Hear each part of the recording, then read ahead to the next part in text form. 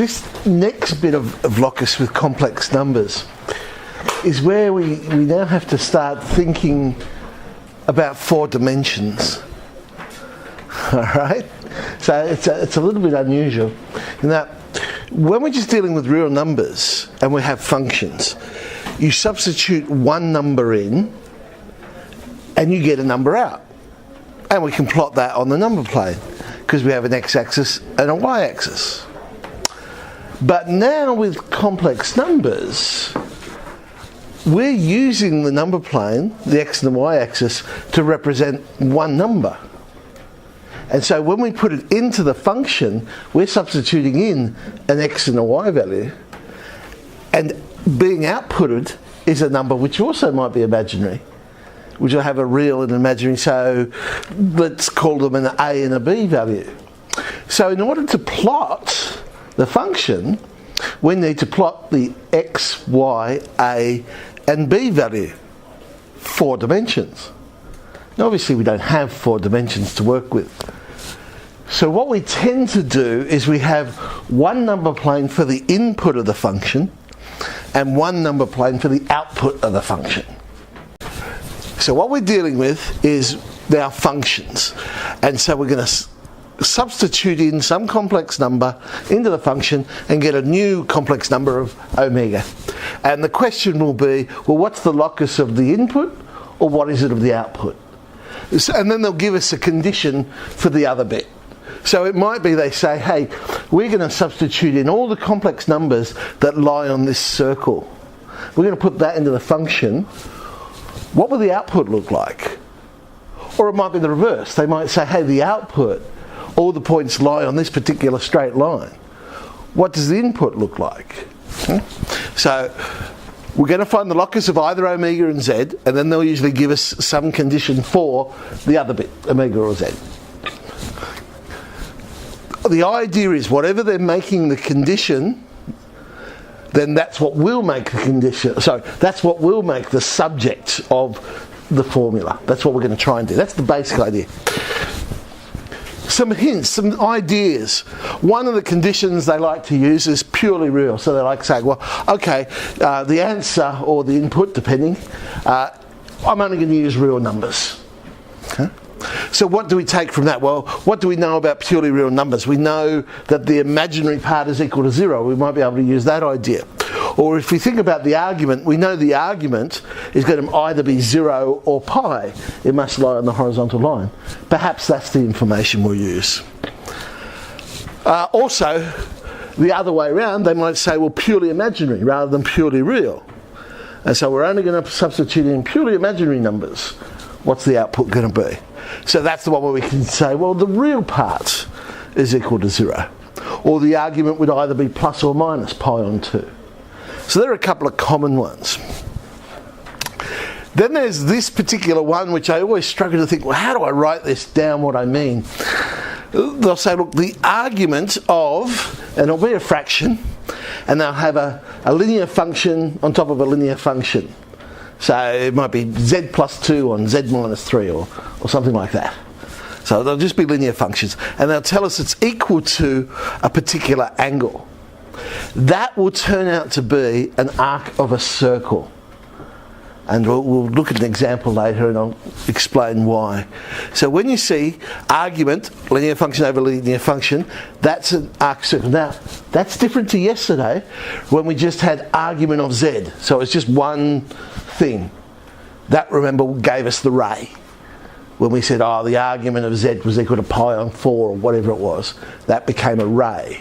This is now the argument of some function where we'll have a linear function on top of a linear function. Okay.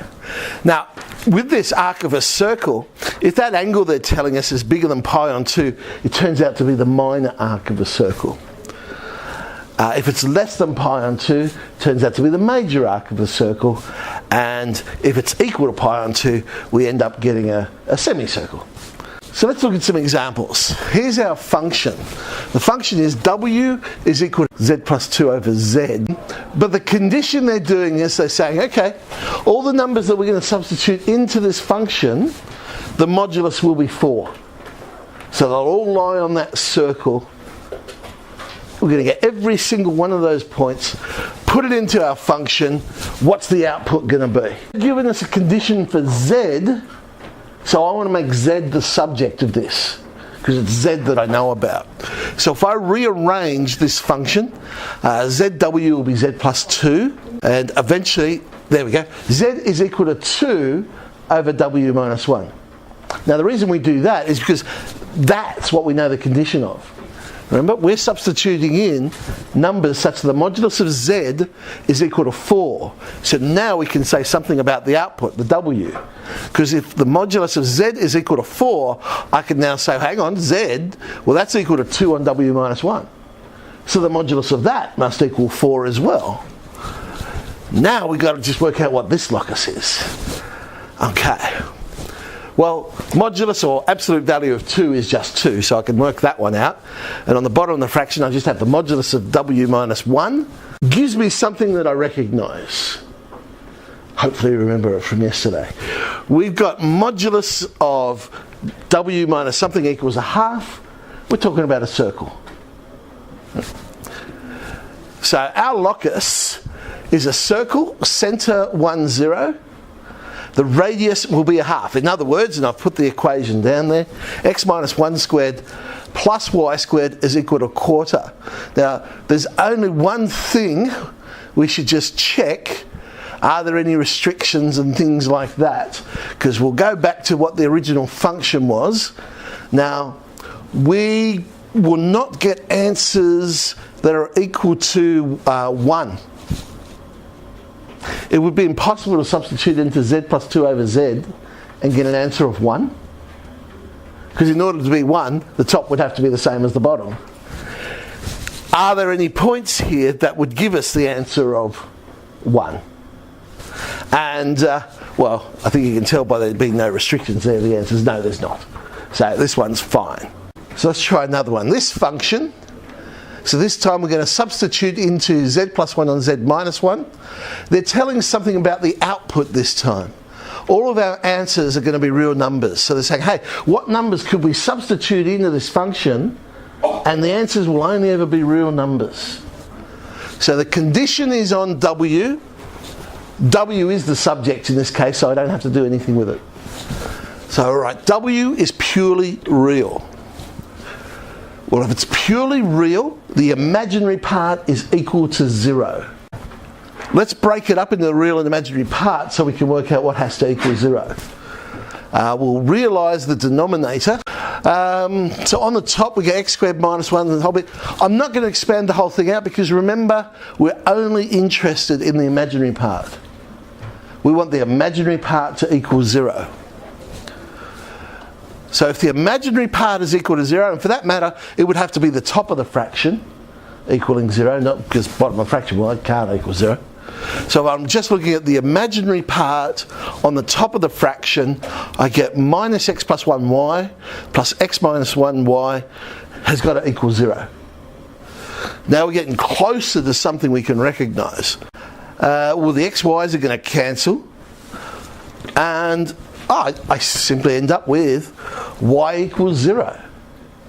So in order to get answers that are purely real, I have to substitute in numbers where y is equal to 0. Which, when you think about it, means the input also is purely real.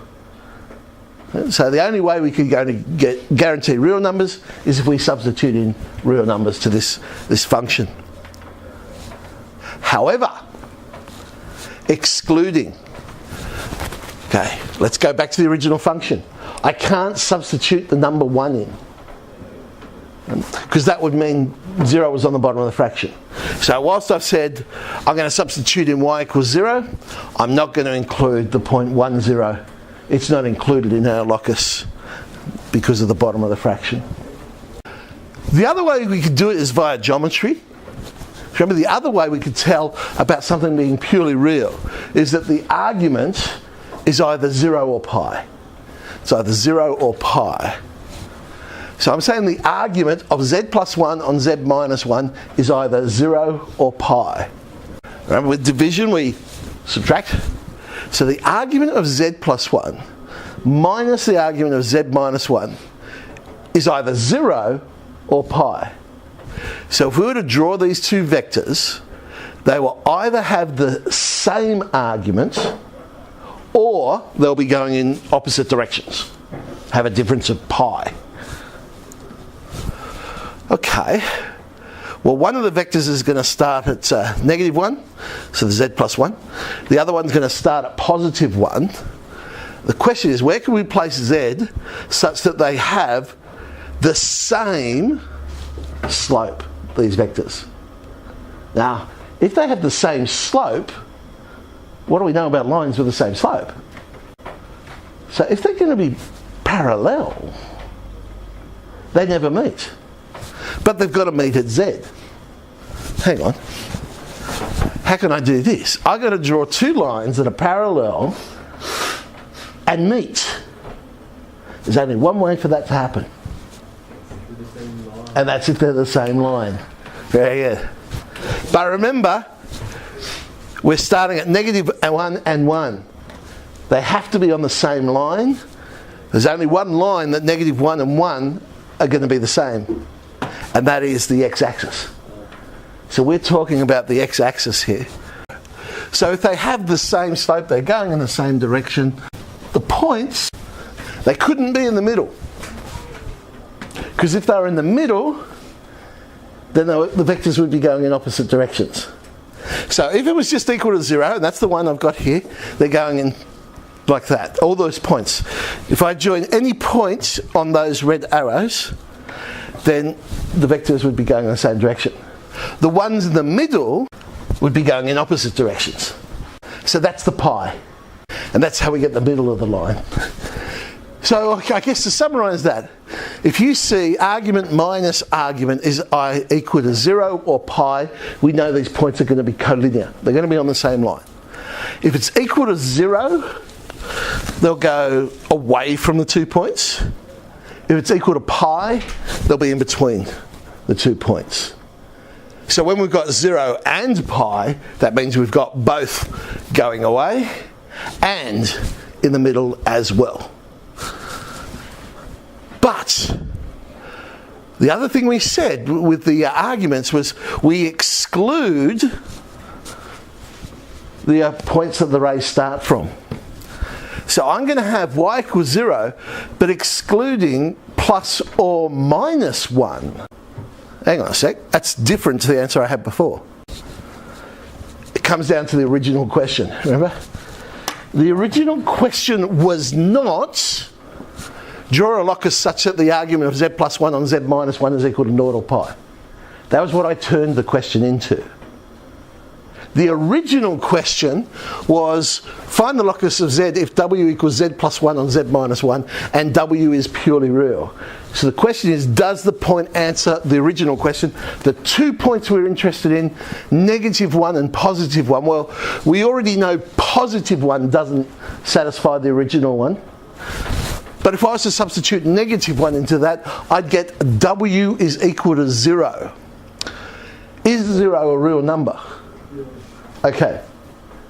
So in this case, it is included. So we go back to the original question. So in that case, right, it is just 1, 0.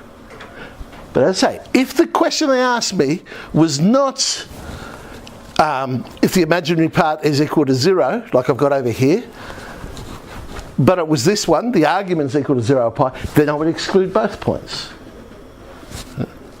Because if I was to substitute it into the argument of z plus 1 on z minus 1, I'd be saying, what's the argument of 0? And you can't find the argument of 0. Because it's a single point, you haven't gone in any direction yet. So it doesn't have an argument. Always answer the original question. You might change the question to make it easier to answer, but you have to make sure that you answer the original question, not the question you've created.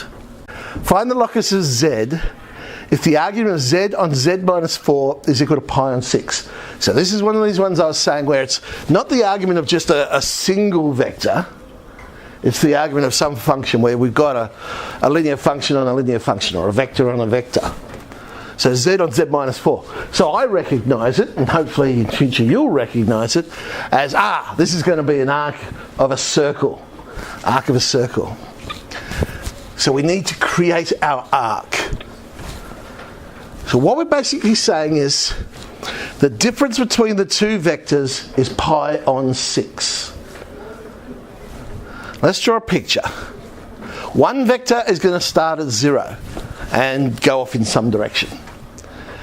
The other vector starts at 4 and goes off. And basically we're saying the difference in the arguments, which ends up being the angle between the two lines, is pi on 6. Now I've put it down the bottom. Could have been up the top. How do I know where to place it?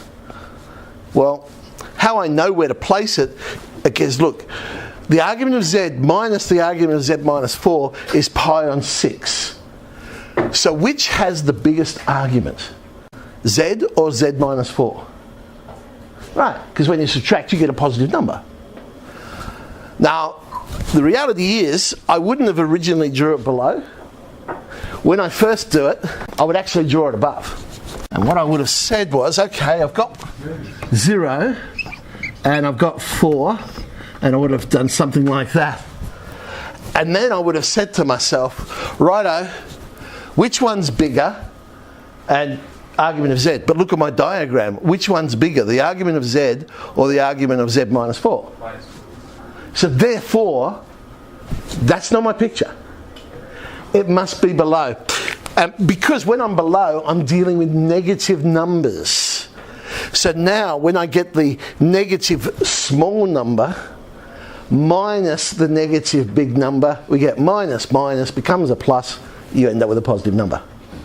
So, just to recap that, I always draw the situation, because I think it's easier to think about, when it's above, then I just compare it. If it works, terrific. If it doesn't, then I know, okay, I must be below. So in this case, I'm below. So what do we know? I've drawn in the midpoint there. Remember, I know this is an arc of a circle. If this is an arc of a circle, then the line drawing 0 and 4 must be a chord. And z, where the two vectors meet, that must be on the circumference. So I'm going to be using some circle geometry to solve this problem now. The reason I put 2 there, I want to find the centre. And what I know is the perpendicular from the centre will bisect the chord. So I've bisected the chord.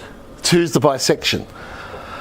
I know if I draw down, I'll eventually hit the centre, because the perpendicular from the centre, so it had to be perpendicular. How did I know the centre was below? Well, the angle was pi on 6. Therefore I know I'm dealing with a major arc. So if it's a major arc, the centre must be on the same side of the chord as that point of intersection. If it was the minor arc, then the centre would be on the other side. So all right, I know I'm below. I know the x value, it's 2. How do I find the y value? Next bit of circle geometry. The angle at the centre, now that we've got an approximation for the centre, the angle at the centre is twice the angle at the circumference. So I can now work out that in there is 30 degrees. Actually turns out to be the same as the angle, because you're going to chop it in half. So the angle at the centre is double, which means each of these will be the same. Pi on 6 or 30 degrees. I've now got a right angled triangle. I can work out the radius, and I can work out where y is, all using trig now. So let's just draw that. We got y over 2 will be the tan of 60. I'm referring to the other angle up here, but tan of 60. So I know that the y coordinate, well, it's not 2 root 3 because it's below the axis, but it'll be minus 2 root 3. And the radius, I can use Pythagoras or use trig again, and we'll end up with, the radius is 4. I can now describe my locus. So we have got the major arc of a circle formed by the chord joining 0, 0 and 4, 0, but not including those points, because we don't include the starting points of the rays. So it's a mouthful, but there's our locus. Okay, so what have I given you? There's a couple out of Patel. There's our Cambridge exercise, but I've also photocopied off the past HSC questions going back, I forget how far I went back, on these types of questions to have a go at.